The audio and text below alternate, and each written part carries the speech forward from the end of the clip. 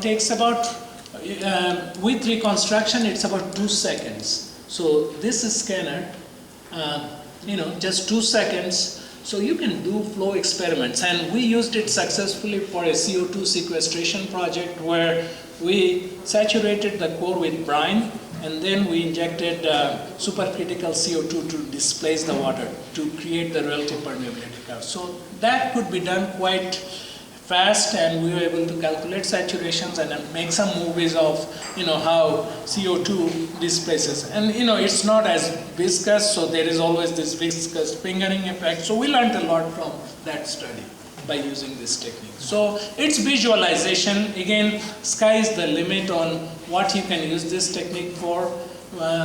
Some of the practical things that the industry wanted, we were able to demonstrate that this technique can allow us to obtain the information on those things. My name is Badat. Yes, Badat. SPE Astana Section. But I had a couple of questions. Sure. So actually on the next slide, I think, yes, here you say the difference between porosities would be caused by differences in effective porosities, correct? Yes. As such, therefore, after you actually extract the core, wouldn't it undergo, let's say, decompression and then create some other, let's say, fractures that will actually overestimate or underestimate your... That is another issue that we didn't deal with in this one, but it is done on the same core, okay, same 3 core plugs, okay. But you are absolutely right. We experienced some effects of quickly pulling the core out of I was dealing with some cores from Sheba field, and this is a carbonate formation that also contained some gas, okay?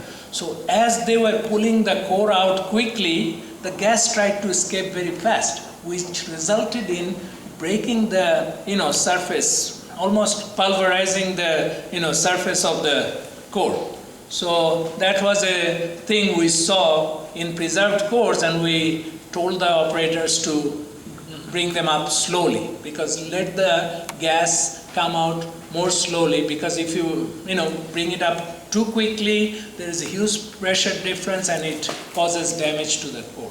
So you're absolutely right. Cores are always damaged. Again, what you get is you can have preserved cores, but preservation doesn't mean that the compressibility condition is preserved. What we call preserved core, I've worked on core analysis for a good bit of my career, and preserved core is wettability preserved core. That's the only thing we can preserve. Okay, the fluids are not there. When you do extraction using an extractor in a lab, right? You are recovering some fluids, but some of the fluid has escaped. Is there a way to save it? Probably not. So one technique they use, and I showed you some pictures from there. I think this is called a sponge coring technique. So in this one technique, you see, this is an aluminum sleeve, and these hold the sponge that wraps around the core as it is plugged. So any fluid coming out of the rock will settle here, okay? So this is one way to get a better estimate of saturation, okay? Fluid content, basically.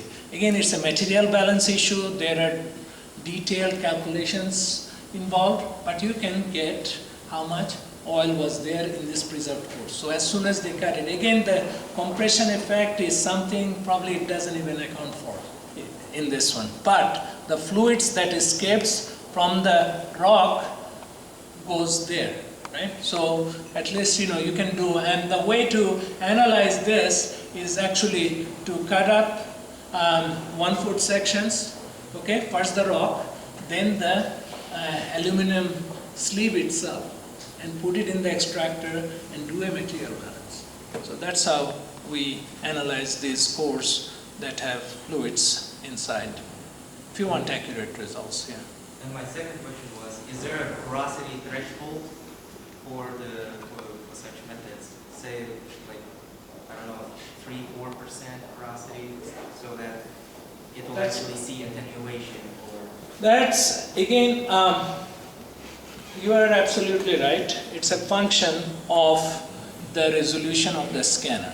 Okay, most sandstone cores, they have larger pore spaces, so the porosity measure is quite good.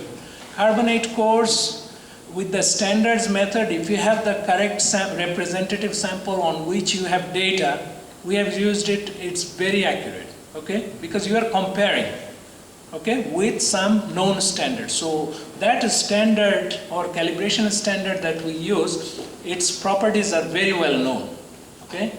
Density, porosity, so you are using that to calculate for the unknown samples and provided they are from the same formation, okay, same reservoir.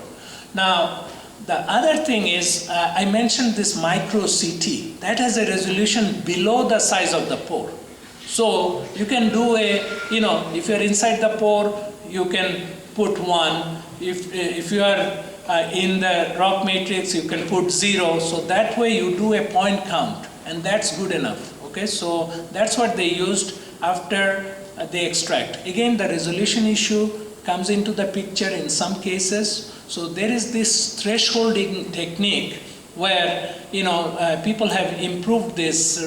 Before it was like a geologist or an engineer would say, okay, I'm going to use, let's say we are talking about 0 to 256 colors, right? 0 to 255, right? Grayscale colors, right?